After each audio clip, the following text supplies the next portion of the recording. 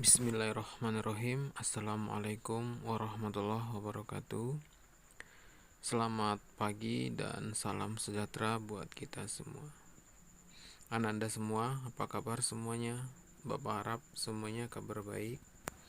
Ya, kembali lagi kita dalam pertemuan kelas daring untuk pertemuan kedua.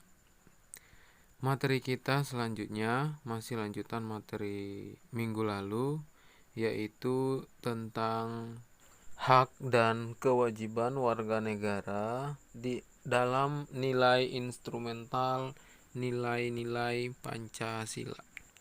Sebelumnya Bapak ingin mengucapkan terima kasih kepada Ananda sekalian yang telah bertanggung jawab atas tugasnya.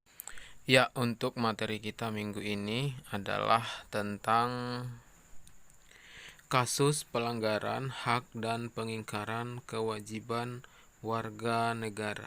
Yang menjadi materi pokok kita pada materi pembahasan ini adalah yang pertama, penyebab terjadinya pelanggaran hak dan pengingkaran kewajiban warga negara.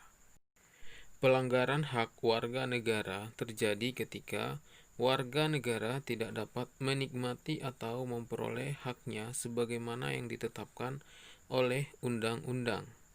Pelanggaran hak warga negara merupakan akibat dari adanya kelalaian atau pengingkaran terhadap kewajiban, baik yang dilakukan oleh pemerintah maupun oleh warga negara sendiri.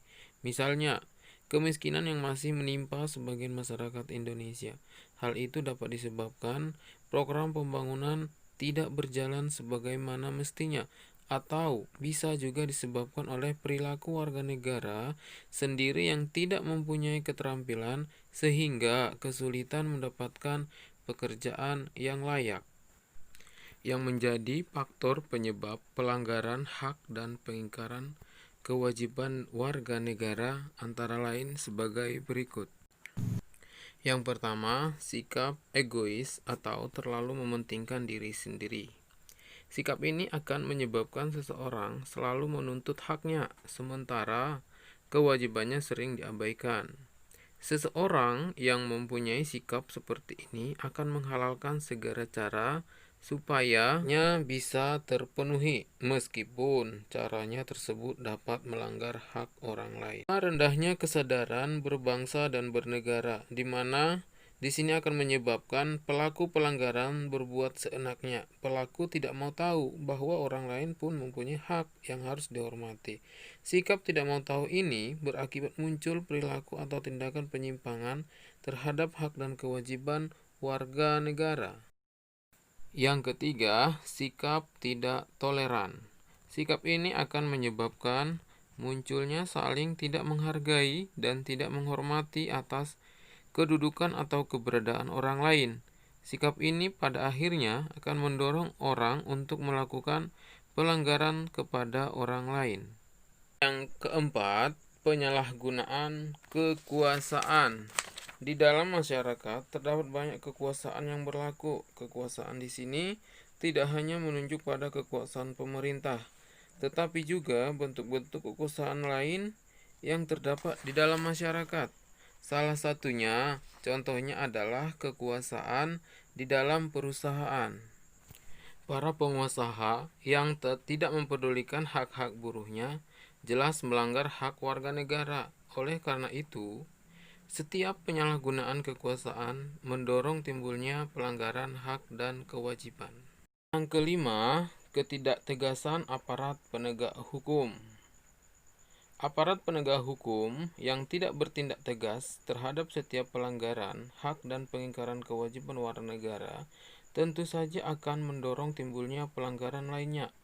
Penyelesaian kasus pelanggaran yang tidak tuntas akan menjadi pemicu bagi munculnya kasus-kasus lain. Para pelaku cenderung mengulangi perbuatannya dikarenakan mereka tidak menerima sanksi yang tegas atas perbuatannya itu.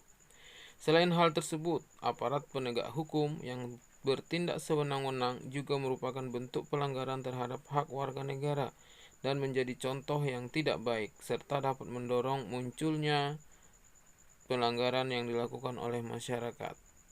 Dan yang terakhir adalah penyalahgunaan teknologi.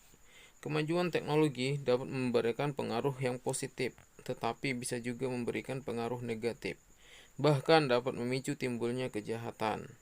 Anda tentunya pernah mendengar terjadinya kasus penculikan yang berawal dari pertemanan di dalam jejaring sosial. Kasus tersebut menjadi bukti apabila kemajuan teknologi tidak dimanfaatkan untuk hal-hal yang sesuai aturan, tentu saja akan menjadi penyebab timbulnya pelanggaran hak warga negara. Selain itu juga, kemajuan teknologi dalam bidang produksi ternyata dapat menimbulkan dampak negatif. Misalnya, munculnya pencemaran lingkungan yang bisa mengakibatkan terganggunya kesehatan manusia. Demikian penjelasan singkat tentang faktor penyebab pelanggaran hak dan pengingkaran kewajiban warga negara. Bapak akhiri dengan salam. Assalamualaikum warahmatullahi wabarakatuh.